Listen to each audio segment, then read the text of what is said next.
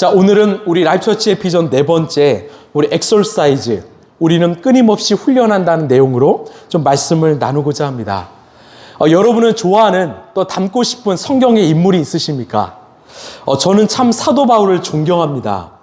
하루는 성경을 묵상하다가 이 사도 바울의 전도 여행길은 어떠했을까 곰곰이 생각해 보았어요. 여러분, 당시에는 자동차가 있을까요? 비행기가 있을까요? 없지요. 이 사도 바울은 이 두 발로 걷거나 바다는 배를 통해서 건너야 했습니다. 이 바울이 총 이동한 거리가 30년 동안 약 2만 킬로미터가 된다고 해요. 이것은 지구의 반바퀴를 돈 것입니다. 그렇다면 이 바울이 걸었던 길은 어떤 길이었을까요? 잘 닦인 도로였을까요? 아닙니다. 높은 산맥과 골짜기와 같은 이 험난한 길이었습니다. 대표적으로 이 타우루스 산맥이라고 해서 약 4,000m 고지를 걸어야만 했지요. 그 산맥에서 이 마가가 두려워서 도망갔던 것입니다. 그러면 바울에게는 더위나 추위에 도움이 될 만한 옷이 있었을까요? 방수가 잘 되는 신발이 있었을까요? 아니요, 없었습니다. 비바람이 불고요, 눈이 내리면 얼마나 힘들었을까요? 얼마나 고된 여정길이었을까요? 저는요, 이 길이 상상이 되지 않습니다. 그렇다면 이런 질문을 할 수 있어요. 왜 사도 바울은 이렇게 고생하면서까지 이 길을 끝까지 포기하지 않고 걸어갔을까? 바울은 분명히 말합니다. 바로 복음 때문이었습니다. 나는 복음을 부끄러워하지 않습니다. 나는 복음의 사람입니다. 내 인생은 복음을 위한 여정길입니다. 이 복음이 하나님께서 바울에게 주신 이 콜링, 이 부르심이었던 거죠. 여러분, 우리는 어떠합니까? 그 복음이 나에게 있는데 나는 이런 고통과 고난을 뛰어넘을 만한 인생의 목적과 방향이 있습니까? 모두가 포기하라고 할 때 끝까지 포기하지 않을 복음을 향한 열정이 있습니까? 나는 세상 속에서도 당당히 크리스찬이라고, 나는 복음의 증인이라고 여러분 선포하며 살고 있습니까? 여러분, 우리는 어떠합니까? 우리가 오늘 함께 읽은 고린도전서는요, 이 사도 바울이 고린도 교회에게 쓴 편지이죠. 여러분, 고린도 어떤 지역인지 아십니까? 고린도는 옛 그리스도의 대도시로서 이 동서양의 문화를 잇는 바로 문화의 중심지였고, 교통과 무역을 잇는 이 교통과 무역의 중심지였습니다. 이 큰 무역 도시였기 때문에 이 도시 안에는요, 안전한 항해를 위해서 기원하는 각 나라의 우상들이 총 집합되어 있었어요. 이 특별히 이 사랑의 여신이라 불리는 그 로마 신화에서는 비너스라 하고요, 그리스 신화에는 이 아프로디테라는 바로 그 여신을 숭배하는 신전이 있었습니다. 그 신전 안에는요, 무려 2,000명의 여사제들이 있었는데 낮에는 제사를 드리고 밤에는 남자들과 행음을 하는 그런 성적 타락의 도시가 바로 고린도였습니다. 얼마나 성적으로 타락했는지요, 이 당신은 고린도 사람 같아란 이 말은요, 바로 당신은 이 성적으로 문란하다 이 말과 같습니다. 즉 고린도는 우상과 성적 타락의 도시였습니다. 마치 소돔과 고모라와 같았지요. 이런 세속적인 도시에서 사도 바울은 무려 1년 6개월 동안 복음을 전했고요, 바로 고린도 교회를 세웠습니다. 지금도 고린도에 가면 보시면 이 바울 이 기념교회가 있습니다. 그 교회 정문에는요, 이 사랑장인 고린도전서 13장이 기록되어 있습니다. 저는요, 목회자로서 이 고린도의 배경을 보면서 이 참 도전을 받습니다. 왜요? 바울이 복음을 전하고 교회를 세웠던 고린도는요, 아주 깨끗하고 거룩한 도시가 아니었습니다. 정말 타락하고 세속적인 도시였지요. 여러분, 우리 하나님은요, 준비가 된 도시에만 복음을 전하지 않으십니다. 거룩한 도시에만 복음을 전하지 않으십니다. 영적으로 악하고 음란한 도시에 복음을 전하시고 교회를 세우신다라는 거죠. 왜? 이게 교회의 사명이거든요. 여러분, 이 시대에 교회가 개척되고 세워지는 일은 참 쉽지 않습니다. 그러나 이것은 분명히 하나님이 원하시는 일입니다. 여러분, 믿으십니까? 하나님은요, 언제나 악하고 음란한 그 세대 속에서 그 도시 안에서 당신의 교회를 세우신다라는 거죠. 그렇기에 우리 안에 이 하나님의 사명이 다시 회복되길 원합니다. 하나님의 부르심이 회복되길 원하고 복음에 대한 열정이 회복되길 원합니다. 여러분, 성경이 말하는 교회는요, 결코 편하고 넓은 길이 아닙니다. 교회가 걸어갈 길은요, 좁고 힘든 길이었습니다. 그곳에서 사람이 적습니다. 우리 마태복음 17장 13, 14절입니다. 시작. 좁은 문으로 들어가거라. 멸망으로 이끄는 문은 넓고 그 길이 널찍하여서 그리로 들어가는 사람은 많다. 생명으로 이끄는 문은 너무나도 좁고 그 길이 비좁아서 그것을 찾는 사람이 적다. 아멘. 여러분, 이것이 정답이죠. 왜 이 땅에 믿는 자가 점점 적어져 갈까요? 왜 교회가 정말 어려울까요? 이 길이 맞기 때문입니다. 여러분, 마지막 시대를 살아가는 우리에게 필요한 것은요, 더 분명하고 더 바른 바로 복음입니다. 더 확고하고 더 분명한 바로 복음입니다. 이번 주일에 우리 정 목사님께서 이 하나님이 기뻐하시는 교회라는 제목으로 이 말씀을 전하시면서 우리 교회에게 이 바른 복음에 대한 말씀을 나눠주셨습니다. 여러분, 보통 이 창립 1주년이면 축하의 메시지, 어떤 덕담의 메시지, 이 가벼운 메시지를 하시는데 왜 이상하게도 이런 복음, 이 본질에 대한 말씀을 하셨을까? 그 내용 중 하나가 이거였지요. 라이프처치는 의인은 오직 믿음으로 살리라는 복음의 대헌장을 외쳐야 합니다. 라이프처치는 그리스도를 믿는 신앙의 순수성을 지켜야 합니다. 라이프처치는 진리를 수호하는 일에 용감해야 합니다. 라이프처치는 민족 구원을 위해 해산의 수고를 감당해야 합니다. 라이프처치는 하나님께서 부여하신 자유를 선용해야 합니다. 라이프처치는 민족과 국가 그리고 시대와 이웃에 대한 사랑의 배려를 가져야 합니다. 이 목사님이 기도하시면서 이 메시지를 저희들에게 주셨지요. 저는 우리 교회가 이 나아갈 길이 바로 이 길이라 생각합니다. 사도 바울이 가장 세속화된 도시에서 복음을 전했던 것처럼 우리가 이 도시에서 끝까지 복음을 전하는 사도 바울이 되길 간절히 소망합니다. 그럼 오늘 사도 바울이 우리에게 이 고린도 편지를 보여준 이유가 무엇일까? 우리 고린도전서 1장 11절 12절입니다. 시작. 나의 형제 자매 여러분, 글로의 집 사람들이 여러분의 소식을 전해주어서 나는 여러분 가운데 분쟁이 있다는 것을 알게 되었습니다. 다름이 아니라 여러분은 저마다 말하기를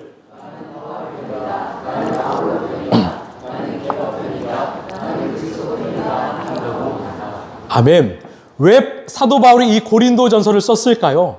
바로 성도 간의 갈등이 있는 것입니다. 열심히 목숨을 바쳐서 교회를 세웠는데 시간이 지나서 서로 팔을 이루고 나누고 다투고 있는 거죠. 그래서 나중에 13장에 사랑장이 나오는 거예요. 그렇다면 이런 왜 이 교회가 갈라졌을까요?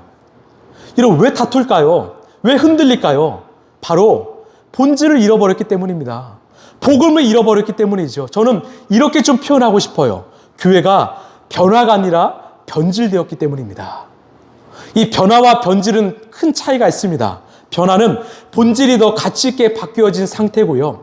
변질은 본질과는 전혀 다른 물질로 본질의 형태를 훼손시킨 상태입니다. 이 고린도 교회가 변화되지 않고 변질되었기 때문이죠. 변화와 변질의 공통점은요, 바뀐다라는 거예요. 차이점은요, 변화는 더 좋은 상태로, 변질은 더 좋지 않은 상태로 변화된다는 거죠. 여러분, 교회는 생명입니다. 이 생명은요, 두 길 가운데 한 길을 선택해야 합니다. 변화인가, 변질인가? 여러분, 우리는 어떠합니까?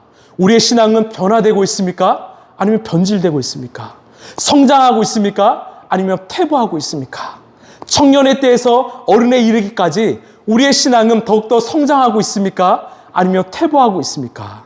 우리에게도 한번 질문하기를 원합니다. 우리 라이프처치의 네 번째 비전은요, 엑설사이즈예요.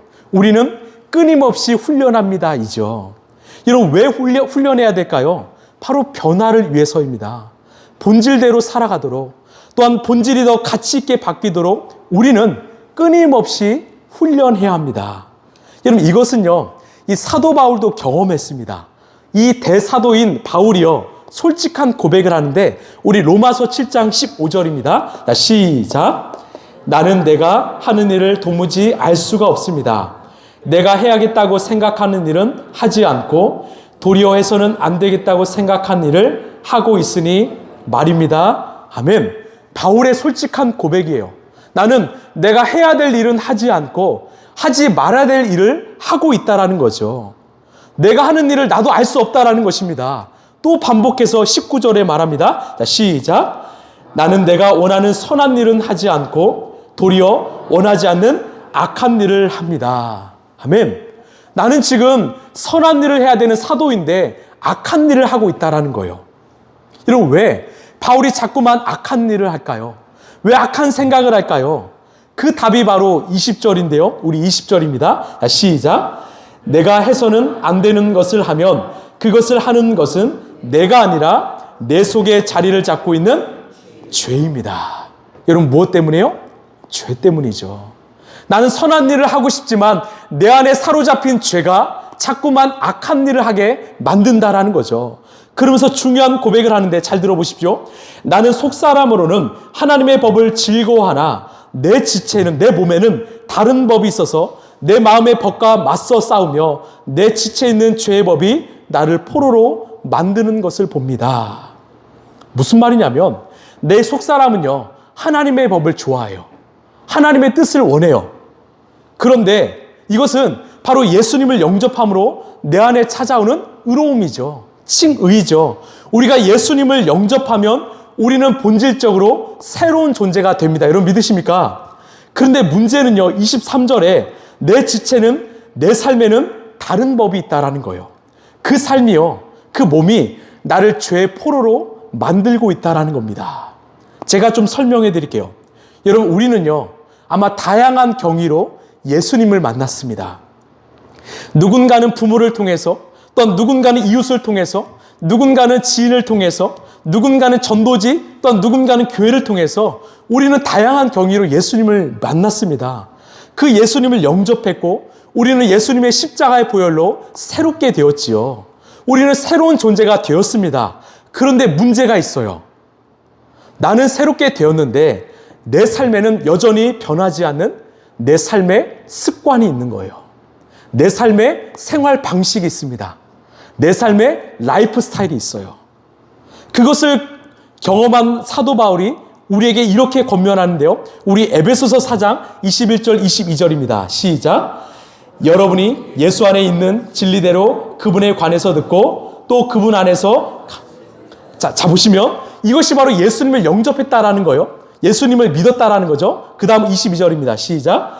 여러분은 지난날의 생활 방식대로 허망한 욕정을 따라 살다가 썩어 없어질 그 옛사람을 벗어버리고, 무슨 말이냐면 당신들이 예수님을 영접했다면 이제는 옛사람을 벗으라는 거예요. 이 옛사람은 설명하죠. 지난날의 생활 방식대로 허망한 욕정을 따라 살다가 썩어 없어질 것들이라는 거예요. 즉 지난날의 나의 라이프 스타일이라는 거예요. 내 생활 습관이라는 거죠. 즉 예수님을 믿기 전에 잘못된 내 삶의 습관, 그 라이프 스타일을 바꾸라는 것입니다.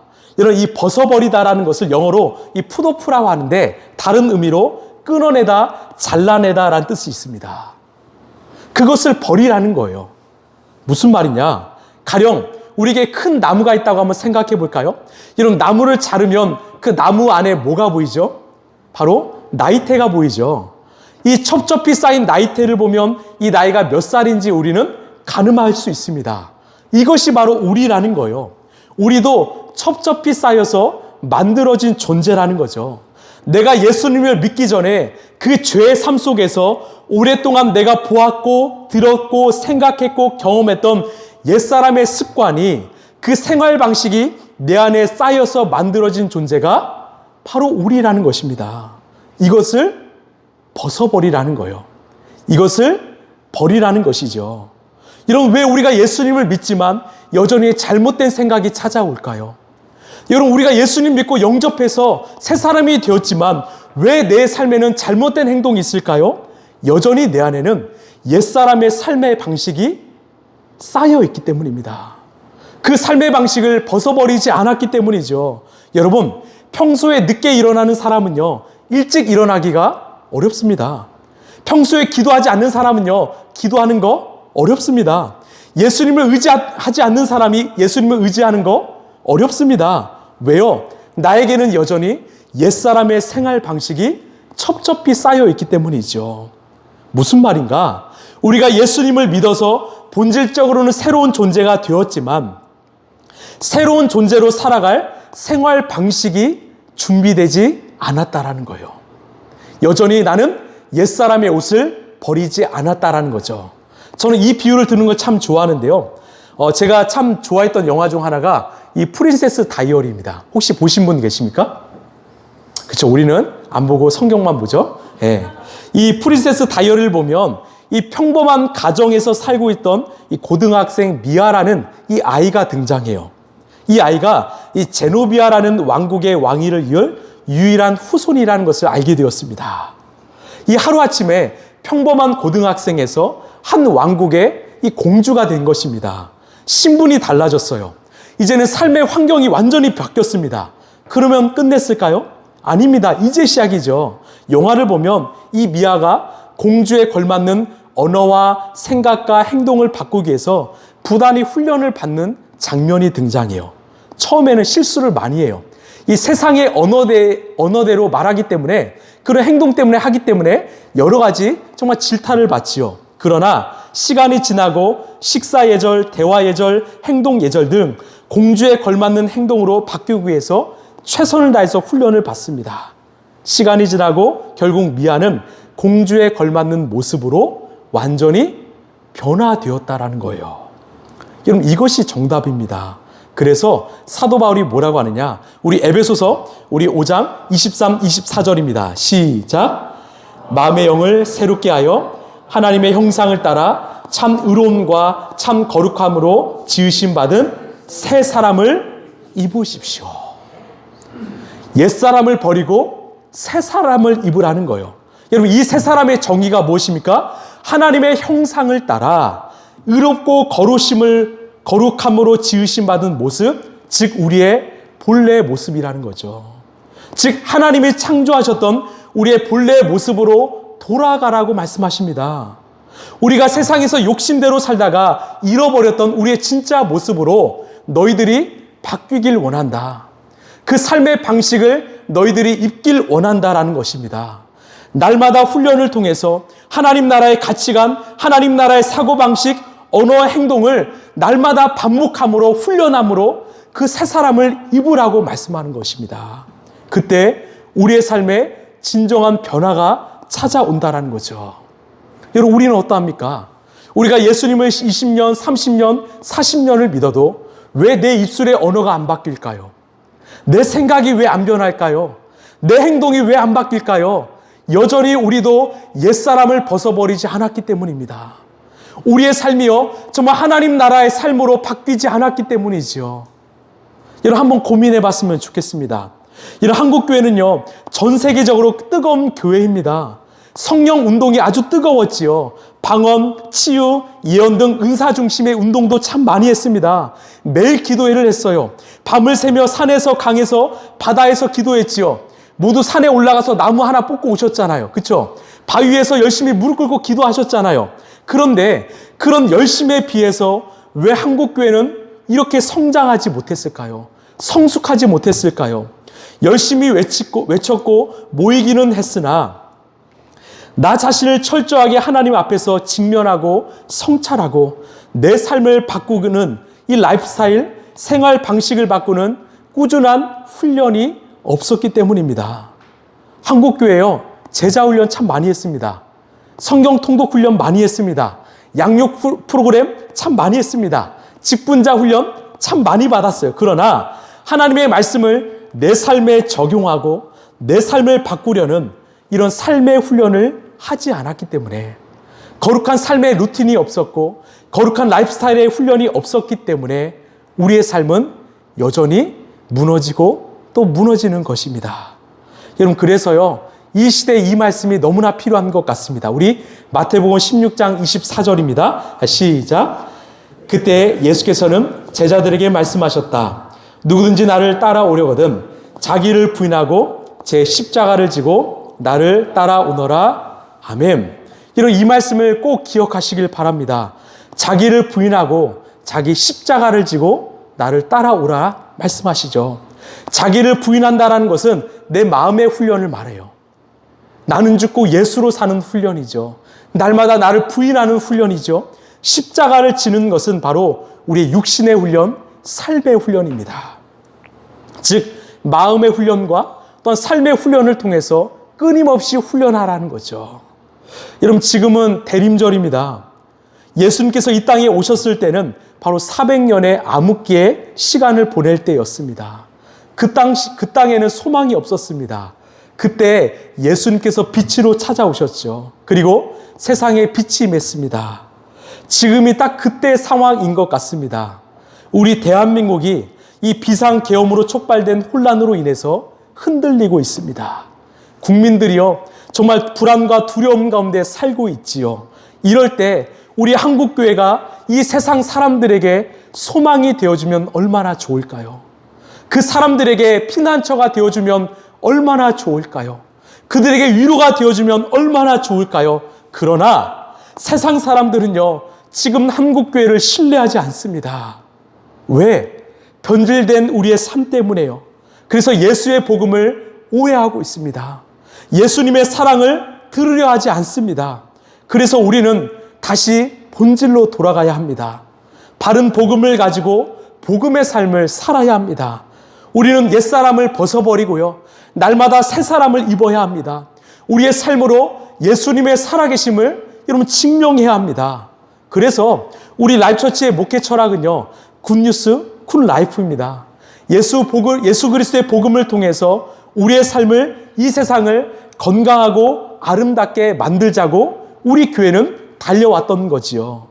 여러분, 이것은요, 우리의 네 번째 비전인 끊임없는 훈련으로 가능한 것입니다. 여러분, 나 자신을 개혁하지 않으면 결코 세상은 변하지 않습니다. 나 자신을 끝까지 부인하지 않으면 여러분, 세상은 변하지 않습니다. 우리가 24년도를 돌아보면서 또한 25년도를 준비하면서 정말 하나님이 원하시는 거룩한 라이프 스타일, 건강한 생활 방식을 입길 원합니다.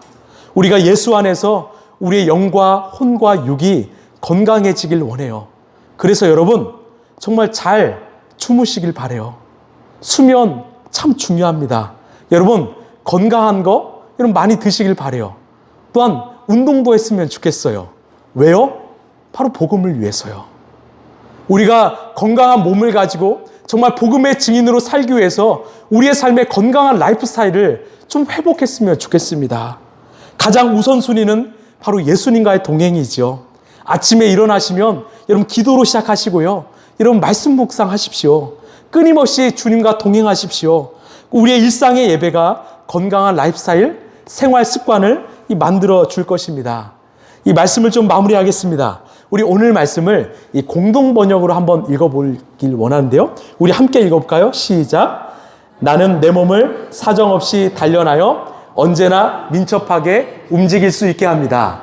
이것은 내가 남들에게는 이기자고 외쳐놓고 실격자가 되지 않게 하려는 것입니다. 아멘. 저는 이 말씀을 너무나 좋아합니다. 저는요, 이 공동 번역으로 해석한 이 말씀을 너무나 좋아해요. 사도 바울이요, 자기 몸을 사정없이 단련하여 언제나 민첩하게 움직일 수 있게 한다고 해요. 왜? 그래야 내가 언제든지 복음을 전할 수 있으니까요. 그래서 저는 이 말씀을 이 사단 언민이라고 요약해서 외우고 다녀요. 사단 언민, 어떤 의미일까요? 사정없이, 단련하여, 언제나, 민첩하게. 저도 늘 사단 언민입니다. 사정없이 단련하여 언제나 민첩하게 내 삶을 가꾸어서 언제든지 누구를 만나면 복음을 전할 수 있도록 저는 끊임없는 훈련과 끊임없는 제 삶의 방식을 바꾸고 또 바꾸는 거죠. 여러분, 우리가 25년도에는 여러분 그렇게 살지 않으시겠습니까? 내가 늘 무너지고 또 무너지는 반복하는 그런 삶을 버리고 언제나 복음의 사람으로서 내 삶을 사정없이 단련하여 언제나 민첩하게 이런 움직일 수 있도록 우리도 삶에서 훈련하지 않으시겠습니까? 우리 라이프처치가 예수님을 닮기 위해서 끊임없이 거룩한 훈련을 수행하는 그런 교회가 되길 간절히 소망합니다.